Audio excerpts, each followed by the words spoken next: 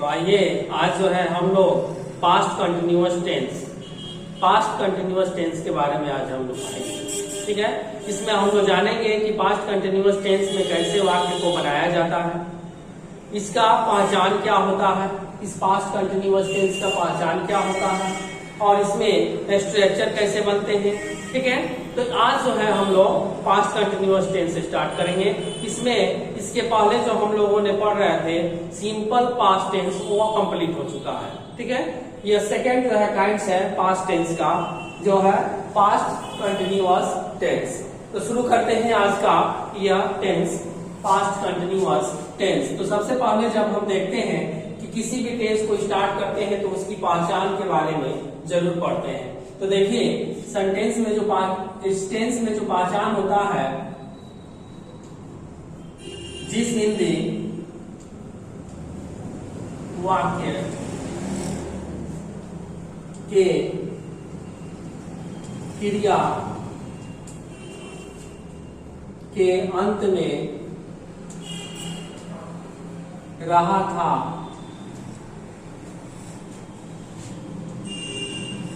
रही थी,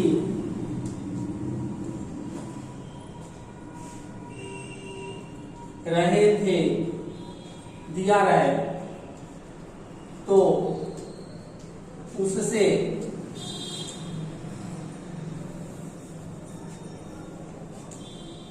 past time में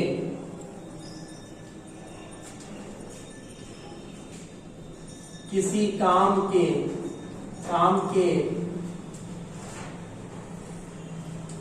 जारी होने का बोध होता है,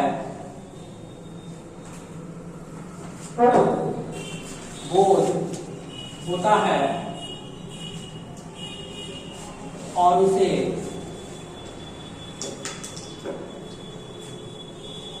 पास्ट कंटिन्यूअस टेंस कहते हैं।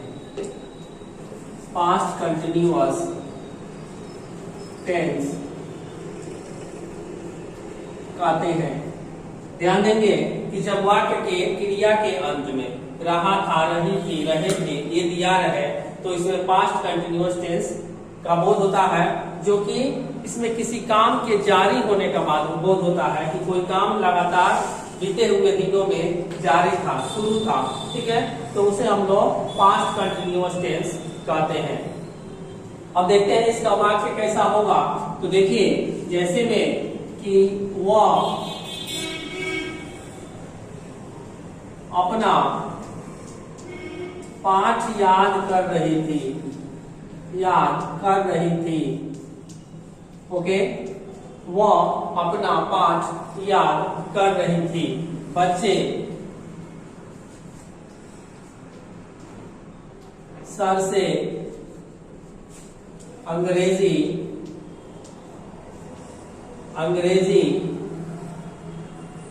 पढ़ रहे थे। हम लोग क्रिकेट खेल रहे थे। तो ऐसे वाक्य होते हैं हमारे पास्ट कंटिन्यूअस टेंस के अफर्मेटिव सेंटेंस में। सकारात्मक वाक्य में वह अपना पाठ याद कर रही थी, बच्चे सर से अंग्रेजी पढ़ रहे थे, हम लोग क्रिकेट खेल रहे थे। तो ऐसे वाक्य को हम लोग कैसे बनाएंगे, इसका जो स्ट्रक्चर होता है तो जिसको कहते हैं रूल टू ट्रांसलेट।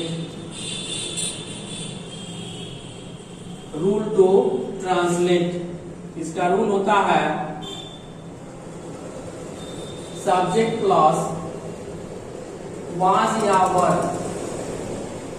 क्या होगा, सब्जेक्ट प्लस वाज या वर प्लस V4 प्लस ऑब्जेक्ट। ये V4 आप लोग समझ रहे हैं, वर्ब के चौथे रूप को बनाने के लिए वर्ब में ing जोड़ दिया जाता है। तो देखिए वाक्य आगे कैसे बनता है। सबसे पहले है कि वह अपना पाठ याद कर रही थी, तो यहाँ पे she was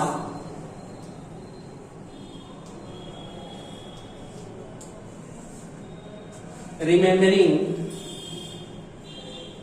her lesson. She was remembering her lesson. वो अपना पाठ याद कर रही थी. सेकंड है कि बच्चे सर से अंग्रेजी पढ़ रहे थे. तो the children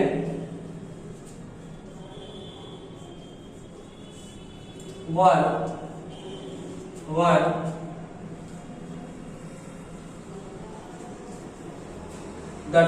the children were teaching English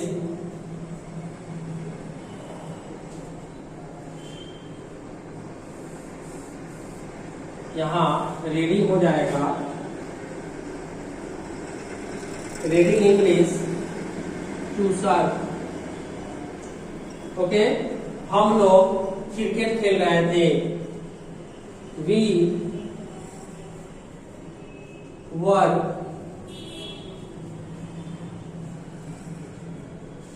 playing cricket. We were playing cricket. तो ये रहा आपका प्रेजेंट कंटिन्यूअस टेंस का अफर्मेटिव सेंटेंस का वाक्य, जिसमें पहचान का होना आवश्यक है और स्ट्रक्चर का होना आवश्यक है. तो चलिए इससे पहले आप नोट कीजिए.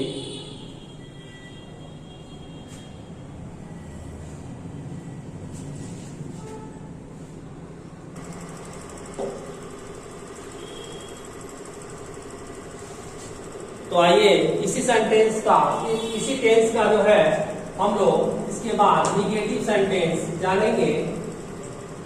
Negative sentence. निगेटिव सेंटेंस में कहता है कि जब हिंदी के ऐसे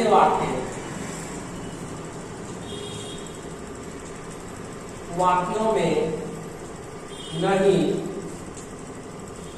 दिया रहे तो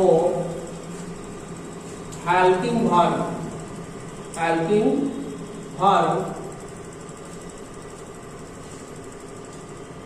वाज या वेयर के बाद नॉट, विथ, बिफोर इत्यादि लगाकर बनाते हैं. जैसे वाक्य को देख लीजिए. वह पत्र नहीं लिख रही है.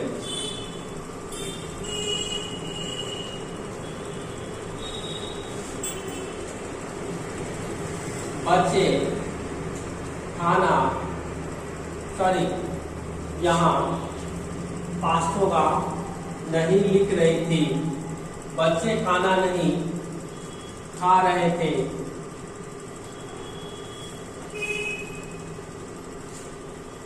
वे लोग अंग्रेजी नहीं पढ़ रहे थे. तो चलिए इसका स्ट्रक्चर देख लेते हैं. रूल टू ट्रांसलेट, इसे बनाएंगे कैसे. तो इसका हो जाएगा स्ट्रक्चर सब्जेक्ट प्लस वाज या वर plus not plus before plus object. इसी पैटर्न पे इसे बना दिया जाएगा. जैसे कहता है वह पत्र नहीं लिख रही थी, तो क्या बनाएंगे कि सी वॉज नॉट